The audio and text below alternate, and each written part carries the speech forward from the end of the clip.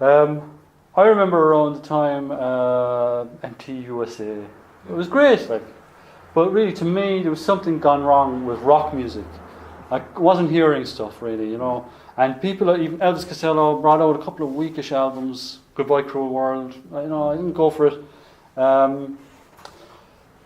Talking Heads, even I didn't. Things were gone a bit sour, right? And all that was happening was the Thompson Twins and Michael Jackson, of course, which nobody can deny. Thriller is incredible, but it wasn't rock and roll to me. It wasn't the Sweat, and then Vinnie Hanley, in the middle of all that stuff, threw on these guys. We played 2 songs together, one from their first album and one from this album. This is REM, and this song is called South Central Rain. And I think this just kind of totally revived. Sorry, classic DJ error.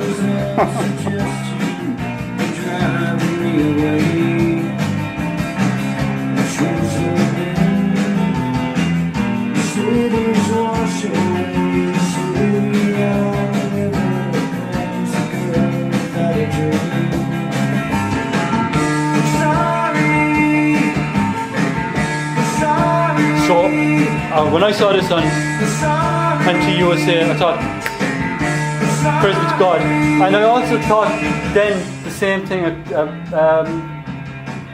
Perfect Skin, Lloyd Cole's Promotions on Top of the Pops. That was another one that I thought, oh, praise be to God, because all you were seeing was Duran Duran and Spandau Ballet and the hair and the suits. And then this guy comes on, he's wearing a leather jacket, a pair of jeans, Rickenbacker guitar, fantastic. So, hope revived. And then the whole thing happened. Lads, I'm going to go on a little bit past 2, and nobody should be embarrassed about getting up and walking out. Storm out if you wish. Because now I'm on a roll. I'm not stopping anytime soon. No, I tell you. But then REM, right? REM, the Smiths, Prefab Sprout, all these people came along in the mid-80s and saved rock and roll. And then there was a really interesting thing happened in the States, which was flipping barren for rock music, really, I felt, after New Wave, the Talking Heads and Ramones and stuff. What was happening? There was nothing happening. And then this started happening, rootsy kind of rock and roll stuff. And these were all coming along on behind REM. Or just happening around the same time.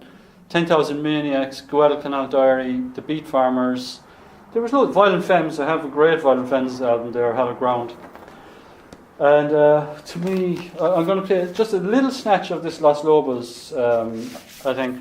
These guys, it turned out, I got the Los Lobos album, and I thought, I had heard one song from their full album, How Will the Wolf Survive?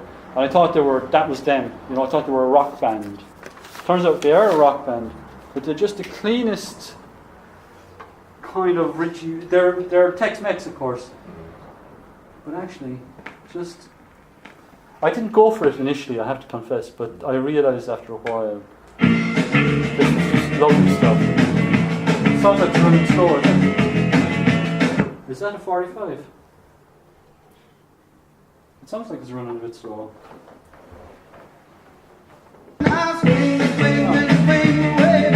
So it's very simple rock and roll music, but these guys were serious players.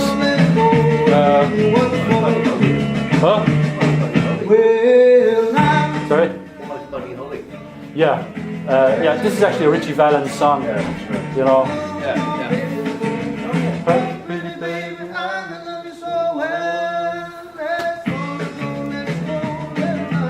you know these guys? The Long Riders. Of course, Nicky and John know them. Yeah, well, this album is a great album. The second one, the Lewis and Clark one, I can't remember what it's called, wasn't great. It's just lovely, clean.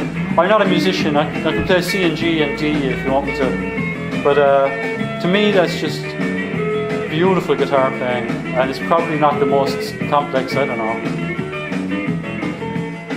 Los Lobos. I saw them with Neil Young a couple of years ago, but I was very disappointed because one of their main guys, Cesar Rojas, wasn't there.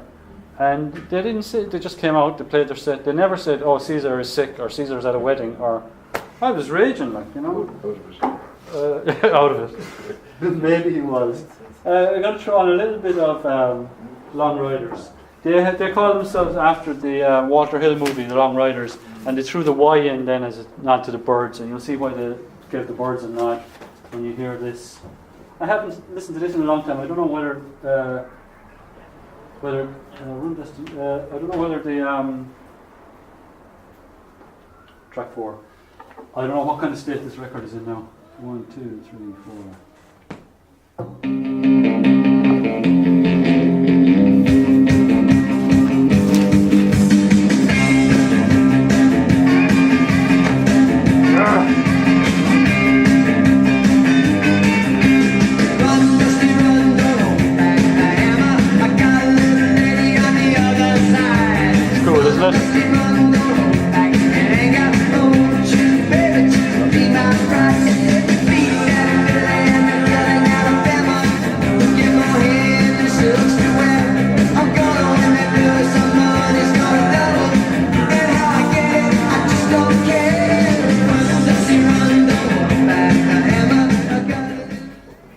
That's really nice, isn't it? A lot of the songs in that are as good as or better than that one.